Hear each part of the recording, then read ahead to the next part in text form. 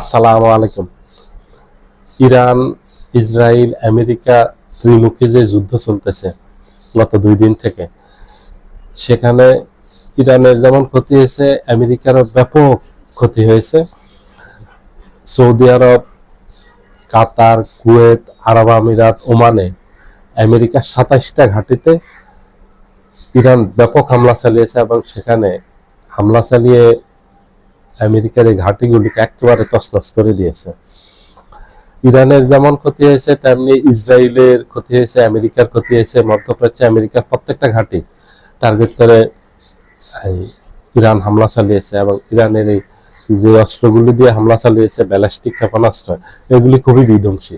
এখানে আমেরিকার থার্ড মোতায়েন আছে আকাশ প্রতিরক্ষা ব্যবস্থায়। থার্ড পর্যন্ত ইরানের আক্রমণগুলো ঠেকাতে পারেনি, যে ব্যালিস্টিক ক্রুজ মিসাইল দিয়ে আক্রমণ চালিয়েছে এবং শাহেদ 36 সুইসাইডাল ড্রোন দিয়ে আক্রমণ চালিয়েছে, এগুলি ঠেকাতে পারেনি। সেখানে এখন পর্যন্ত যে খবর আছে, আমেরিকার 200 সৈন্য মারা গেছে। এটা আরো বেশি হতে পারে, এটা কম হবে না। এবং এই যে ঘাঁটিগুলি একেবারে ধ্বংস হয়ে গেছে, যেখানে আক্রমণ করছে ঘাঁটিতে প্রত্যেকটা ঘাঁটি তছনছ হয়ে গেছে।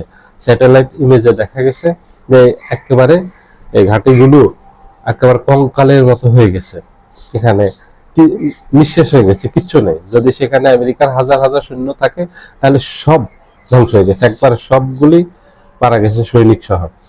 এখনো পুরো নিউজ আসেনি, সবাই কেউ পুরোপুরি খবর দিতে পারেনি যে কার কতটুকু ক্ষতি হয়েছে।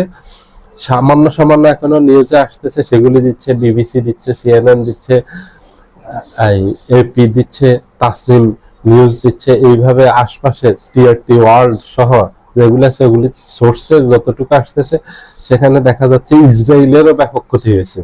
ইসরায়েলে যে এত আধুনিক 3 স্তরের আকাশ প্রতিরক্ষা ব্যবস্থা আছে, সেটা দিয়েও ইরানের বেশিরভাগ হামলায় ঠেকাতে পারেনি। ইরানের বেশিরভাগ হামলায় নির্দিষ্ট লক্ষ্যবস্তুতে আঘাত আনছে।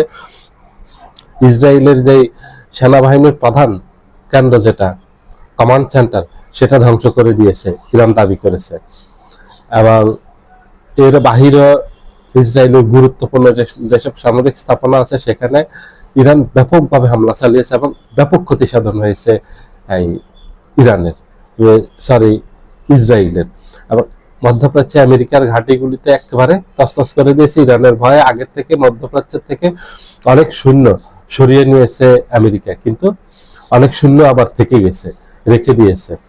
যে ইরান এত ব্যাপক বিধ্বংসী হামলা চালাবে এবং এত আধুনিক অস্ত্র ইরানের হাতে আছে, যা আমেরিকার আকাশ প্রতিরক্ষা ব্যবস্থা, ইসরায়েলের আকাশ প্রতিরক্ষা ব্যবস্থা এগুলিকে প্রতিরোধ করতে পারেনি। এটা আমেরিকা কল্পনা করতে পারেনি, আমেরিকা ভাবতে পারেনি, ইসরায়েলও ভাবতে পারেনি যে এত শক্তিশালী এবং এত আধুনিক ক্ষেপণাস্ত্র, ক্রুজ মিসাইল, আধুনিক অস্ত্র ইরানের হাতে আছে। এটা আমেরিকা হতভম্ব হয়ে গেছে, ইসরায়েল হতভম্ব হয়ে গেছে, পশ্চিমারা হতভম্ব হয়ে গেছে ইরানের হাতের এইসব অস্ত্র দেখে। ইরানের যেটা ক্ষতি হয়েছে সেটা হলো আয়াতুল্লাহ খামেনি মারা গেছেন। আয়াতুল্লাহ খামেনির বয়স 86 হয়েছে। আয়াতুল্লাহ খামেনি মারা যাওয়াতে ইরানের এমন কোনো বিশাল ক্ষতি হয়নি, কারণ উনি এমনিতে 86 বছর বয়স হয়েছে ওনার। তো উনি আজ হোক কাল হোক উনি মারা যেতেন, ওনার বয়সটাও অনেক হয়েছে। সেখানে ওনারা নেতৃত্ব আগের থেকে ঠিক করে গেছে। এটা গত বছরে যখন ইসরায়েল ইরানে হামলা চালায়, এই হামলা চালানোর পরে খামেনির উত্তরসূরি নির্বাচন করে গেছেন। তখনই খামেনির উত্তরসূরি হিসাবে যিনি এখন আসছেন, ওনার নাম হলো গোলাম হোসেন মহসিনী। উনি এখন ইরানের নেতৃত্ব দিবেন। তো ইরানের নেতৃত্বের কোনো সমস্যা নেই এবং ইরান সুসংগঠিত, ইরানের সেনাবাহিনী সুসংগঠিত।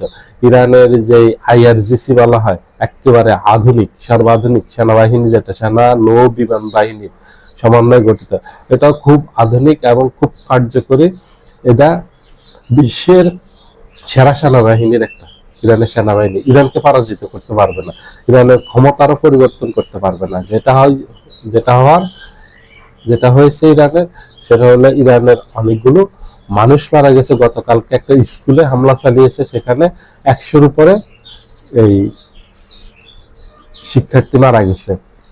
এটা একটা গার্লস স্কুলে হামলা করেছে। এই ধরনের কিছু অবকাঠামো ইরানের নষ্ট হয়েছে, ধ্বংস হয়েছে, কিন্তু এর থেকে বেশি কিছু হয়নি। ইরানকে পরাজিত করতে পারবে না এই